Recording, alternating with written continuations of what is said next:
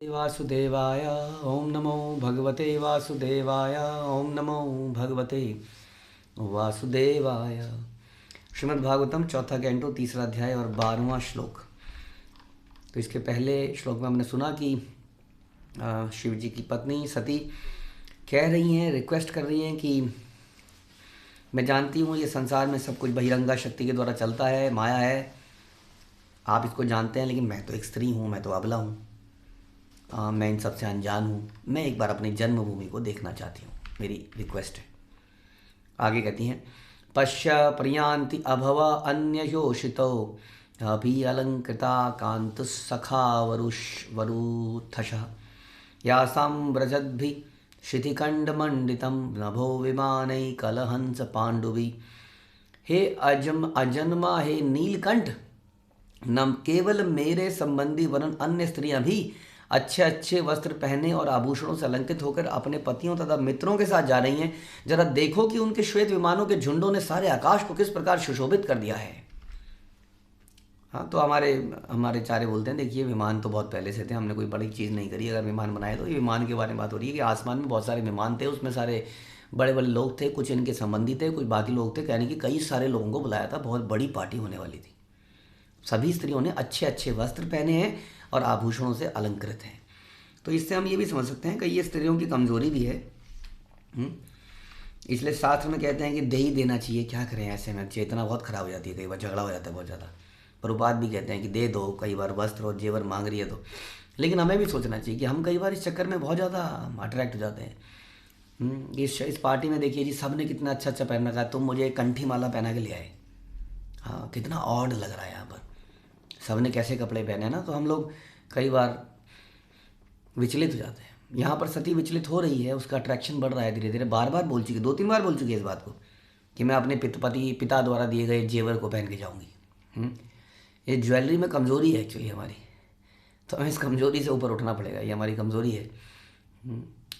वास्तव में इस कथा से भी हमें समझ में आएगा कि इस कमज़ोरी से आगे जाके बहुत बड़ा अनर्थ हो जाएगा। तो वो कहती है कि ये स्त्रियाँ बहुत अच्छे अच्छे वस्त्र पहनी हैं, आभूषणों से अलंकृत है, और ये जा रही हैं, हम ही नहीं जा रहे हैं, बस सभी तो जा रहे हैं, हम ही तो रह गए, क्यों ना हम भी चलें। इस प्रकार का वो बार बार एक तरह से एक रिक्वेस्ट कर रही है। प्रभुपाद बता रहे हैं शिव जी के बारे में कि सती अपने पति को यह बताना चाह रही थी कि जो उसके पिता के संबंध नहीं थे वे भी जा रहे हैं, फिर वह स्वयं तो उनके घनिष्ठ रूप से संबंधित है, वो क्यों नहीं जा रहे हैं। शिव को यहाँ पर नीलकंठ कहा गया क्योंकि उन्होंने पूरे समुद्र का विष पी लिया था और कंठ में रख लिया था, अभी भी वो विष पी रहे थे। उनकी पत्नी वहाँ जाने को कह रही थी जहाँ उनका अपमान हुआ था, और बात ये नहीं थी कि वो अपमानित फील कर रहे थे। ये शास्त्रों का नियम है कि जहाँ पर अपमान हो जगह पर नहीं जाना चाहिए, क्योंकि वहाँ अनर्थ हो सकता है, झगड़ा हो सकता है। ऐसी जगह को अवॉइड करना चाहिए जहाँ पर हमें रिस्पेक्ट ना, सामने वाला चाह ही ना रहा हो हम वहाँ आए, ज़बरदस्ती नहीं चले जाना चाहिए। हाँ, तो शिव जी जानकार थे कि दक्ष के अंदर ईर्ष्या है, ऑल्दो मैं कुछ नहीं सोच रहा हूँ, बट तो फिर से तो वही याद कर रहे हैं नीलकंठ कि आप तो इतने जहर को भी ना अपने कंठ में धारण कर लेते हो, तो क्यों ना इस जहर को भुला दिया जाए। कथम सूताया पितृगेह कौतुकम निशम्य देह सुरवय नेंगते अनाहुता अपभियंति सौहृदम भर्तुर्गुरौर देह कृतश्च केतनम। हे देवश्रेष्ठ, भला एक पुत्री का शरीर यह सुनकर कि उसके पिता के घर में कोई उत्सव हो रहा है विचलित हुए बिना कैसे रह सकती है, बताइए। एक बेटी को पता चल रहा है उसके बहन की शादी है, उसके भाई की शादी है, उसके घर में कुछ है, फंक्शन है, और विचलित हुए बिना कैसे रहे। यद्यपि आप ये सोच रहे होंगे कि मुझे आमंत्रित तो किया नहीं गया, किंतु आप जरा सोचिए, अपने मित्र, पिता, गुरु या पिता के पति के घर में बिना बुलाए भी तो जा सकता है ना, कोई हानि, इसमें क्या हानि है। ऐसा थोड़ी है कि एक दोस्त को बुलाएगा। अब दोस्तों के घर में, पिता के घर में तो हम बिना बुलाए भी जा सकते हैं कभी भी। क्या बेटी को इनविटेशन की ज़रूरत है पिता से? हाँ, बात तो सही है, इनविटेशन की ज़रूरत नहीं है साधारण सिचुएशन के अंदर, बट ये साधारण सिचुएशन नहीं थी ना, यहाँ पर ज़बरदस्त ईर्ष्या थी, इतना बुरा भला बोला गया था। हम वी हैव टू बी, तो इसलिए कई बार हम आसक्तियों से ना हम सही डिसीजन नहीं ले पाते हैं लाइफ के बारे में। जैसे धृतराष्ट्र सही डिसीजन नहीं ले पाया।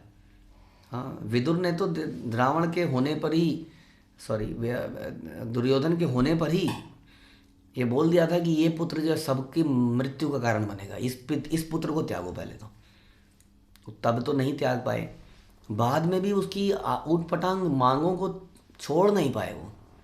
हाँ, अब जैसे कि जो जब उनका जो जुआ का गेम था, ये जुए के गेम में उन्होंने धृतराष्ट्र को बोला, शकुनी और दुर्योधन धृतराष्ट्र के पास गए कि भैया ये हम गेम खेलते हैं, गेम खेलने में क्या प्रॉब्लम है, हम पांडवों को बुलाना चाहते हैं। अब सारी दुनिया जानती थी कि Shakuni was a great gambler और उसके पीछे उनके उद्देश्य कुछ और है, लेकिन फिर भी धृतराष्ट्र ने संदेश भेज दिया कि युधिष्ठिर महाराज को बुलाइए, धृत क्रीड़ा होगी।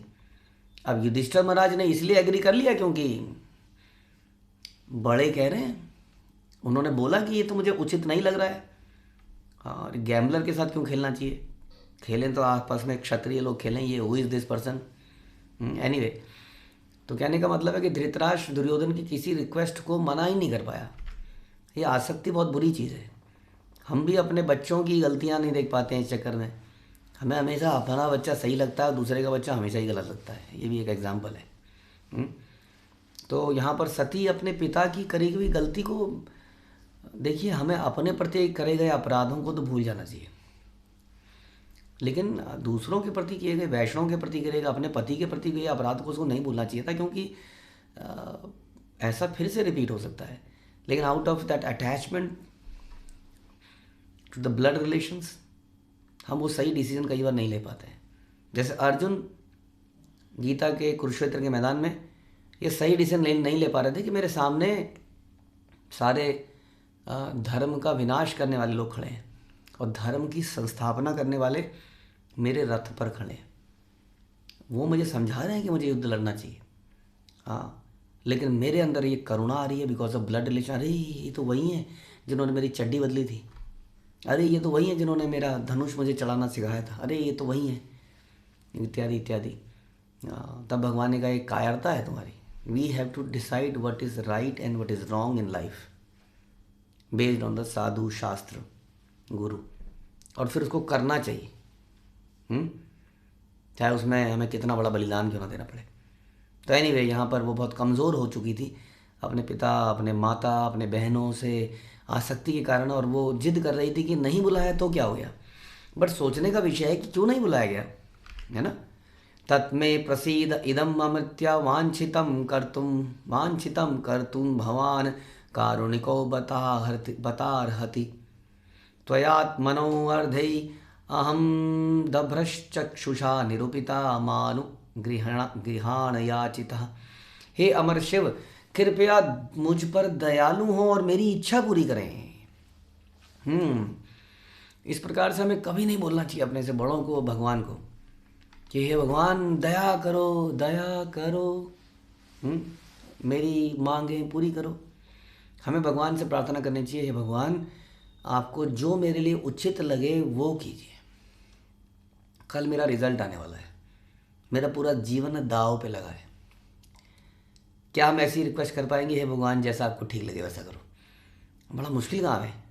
हे भगवान इस बार पास करा दो भगवान, बाकी देखूंगा भगवान, कुछ नहीं, इसके बाद कुछ नहीं चाहिए, इस एग्ज़ाम में निकलवा दो भगवान। हाँ, कुछ ना कुछ ऐसी हमारे जीवन में रहती है रिक्वायरमेंट। ये बोलना ही बड़ा मुश्किल है। जैसा अरे भगवान को अगर ये लगा कि नहीं पास होना चाहिए तो क्या होगा। हाँ, तो हमारे मन में ये आता, अगर भगवान को लगता है कि कुछ मुझे नहीं मिलना चाहिए और मुझे नहीं मिलता है तो मेरे हित में ही तो है। उस ऐसी घटनाओं का हमें उस वक्त महसूस नहीं होता है, बाद में कई बार महसूस होता है। हाँ, बाद में महसूस होता है। एक बार मुझे एक माता जी बता रही थी, काफ़ी सीनियर डिवोटी इन इस्कॉन, कि मेरे पिता पता नहीं मेरे साथ ऐसे क्यों बिहेव करते हैं। मेरे पिता ने मुझे कभी भी अपनी बेटी, पहले मैं उनकी फेवरेट बेटी थी, बट समथिंग हैपेंड और वो मेरे को बिल्कुल इग्नोर करने लगे, मुझे बिल्कुल ही इग्नोर कर दिया, मेरे लिए काइंड ऑफ एग्जिस्ट ही नहीं करते हैं। तब उन्होंने थोड़ी देर बाद अपने आप ही रिवील किया, ये I think it was all God's plan, क्योंकि उनकी जो एक्टिविटीज़ हैं वो टोटली मेटीरियलिस्टिक हैं। उनको वही लोग अच्छे लगते हैं जो पैसे में खेल रहे हैं, नाच रहे हैं। मेरे जीवन का उद्देश्य भगवान की सेवा, भक्तों की सेवा, संसार की सेवा है, तो मैंने सोशल वर्क वाला काम उठा लिया। और मेरे बाकी भाई बहनों ने खूब पैसे कमाए, कोई विदेश में है, मेरे पिताजी को वो सब लोग अच्छे लगते हैं कि मैं एक साधारण स्त्री हूँ, सोशल वर्क करती हूँ और अब इस्कॉन में जुड़ी हूँ, बहुत सारी सेवाएं करती हूँ। तो मुझे लगता है अच्छा ही हुई, नहीं तो मैं भी उन्हीं चक्करों में पड़ी होती आज, उसी पारिवारिक लेन देन रिश्तों में पड़ी होती। तो शी हिमसेल्फ हरसेल्फ सेड कि I think everything happens for good.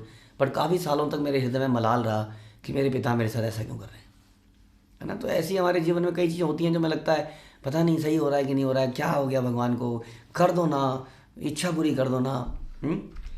तो इसी तरह से कि हे शिव जी कृपया मुझ पर दयालु हो, मेरी इच्छा पूरी करें। अब इच्छा पूरी करना कितना खतरनाक साबित हो सकता है जो पता चलेगा। आपने मुझे अर्धांगिनी के रूप में स्वीकार किया था, मुझ पर दया करके मेरी प्रार्थना स्वीकार करें।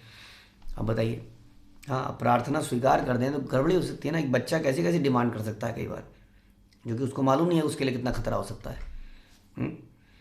आगे ऋषि उवाच एवं गिरित्र प्रिययाभिभाषिता प्रत्यभ्य दत्त प्रहसन्न सुहृत् प्रिय संस्मारितो मर्मभिदाकुवाग्निशून यानाको विश्वसृजाम समक्षतः। मैत्रेय ऋषि ने कहा कि इस प्रकार अपनी प्रियतमा द्वारा संबोधित किए जाने पर कैलाश पर्वत के उद्धारक शिव ने हंसते हुए उत्तर दिया, यद्यपि उसी समय उन्हें विश्व के समस्त प्रजापतियों के समक्ष दक्ष द्वारा कहे गए द्वेषपूर्ण मर्मभेदी शब्द स्मरण हो आए। अब शिव जी अब तक सुन रहे थे बहुत पेशेंटली, और उनकी पत्नी के द्वारा ये सारे जो वाद विवाद हुए उससे उन्हें पुरानी सारे बातें याद आ गई कि क्या कह रही है, और हंसी भी आ गई उन्हें। How foolish it is, how can someone forget. कोई कैसे भूल सकता है, भूल जाना चाहिए हमारे साथ। अगेन हमारे साथ किसी ने बुरा किया, किसी के हृदय में हमारे प्रति द्वेष है, हमें ज़्यादा उसके ऊपर चिंता नहीं, मेरे इस बात क्यों नफरत करता है, आई बड़ी, हाँ ये है, खुद को देखा है कभी, ये सब चिंतन करने की जरूरत नहीं है।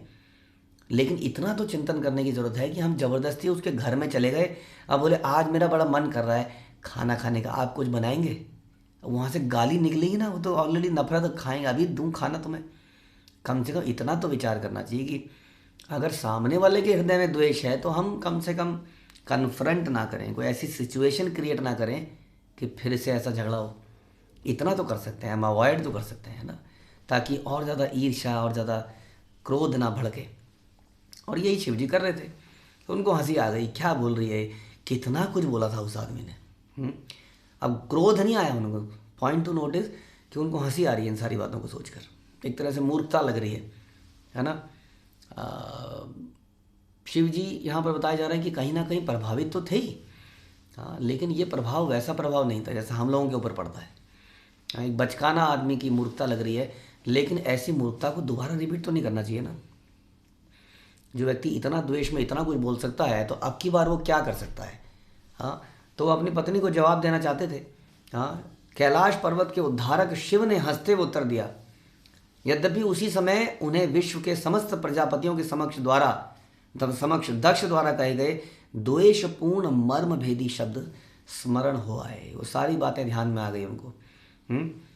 वी शुड रिमेंबर एटलीस्ट, कहते हैं कि हमारे पास्ट का हमें ध्यान रहना चाहिए, इन द सेंस कि हम आगे की एक्टिविटीज़ को ध्यान में रखें कि मैंने पहले क्या क्या पाप किए हैं, क्या क्या गलती करी हैं, या कौन सा ऐसा व्यक्ति है जो नेचुरली हमको लाइक नहीं करता है। हाँ, डोंट ट्राई टू बी, ज़बरदस्ती हम कई बार ताकतवर हो जाते हैं तो उस व्यक्ति के पास जाना चाहते हैं, हाँ, और उसको दिखाना चाहते हैं, देख आज मैं कितना बड़ा हो गया हूँ, एक दिन तो मुझ पर हंसे थे ना, आज देखो मैं क्या बन गया हूँ। तो वी शुड नॉट अननेसेसरली, हमें संसार में डिबेटिंग सिचुएशन क्रिएट नहीं करनी चाहिए, उससे बहुत ज़्यादा बैलेंस खराब हो जाता है, हमारा शांति खराब हो जाती है। तो शिव जी सब बात जानते थे, तो अपनी पत्नी के कहे गए इन विचारों से बड़े वो हंसने लगे, और उसके बाद वो बोले, और क्या बोले इसको हम अगले प्रवचन में सुनेंगे। हरे कृष्णा। श्रील प्रभुपाद की जय, ग्रंथराज श्रीमद् भागवतम की जय। यस, एनी क्वेश्चंस और कमेंट्स?